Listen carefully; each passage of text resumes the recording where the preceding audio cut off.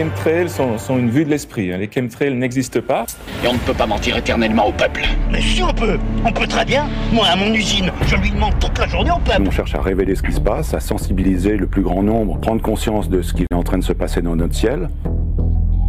Puis d'autres jours, 100 fois plus d'avions que répertoriés sur Flight Radar. C'est dommage qu'il n'y ait pas une personne du CNRS ici sur le plateau, parce qu'il nous expliquerait comment ça peut être possible que là, il y a une traînée de condensation qui fait que par moment, il y a une traînée très épaisse et d'autres moments, ça s'arrête. Les gens qui disent mais il y a de plus en plus d'aluminium dans le sol, c'est justement parce qu'il tombe. Et si on trouve de l'aluminium dans l'air, c'est qu'on l'y a mis.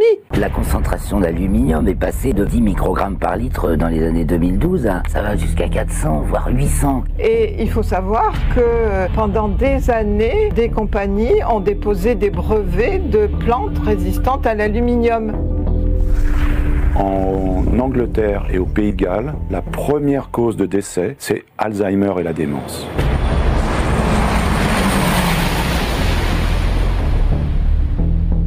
Absolument dramatique, c'est-à-dire quand on parle à des personnes qui travaillent pour le compte de l'ENF, c'est des hectares et des hectares de forêt qui sont complètement atteints.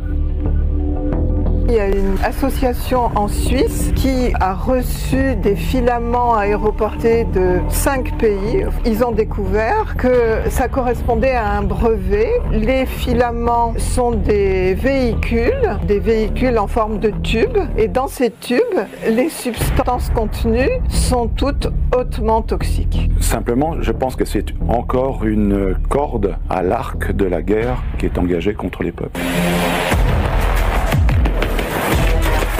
Y a rien de tel pour se faire une bonne santé.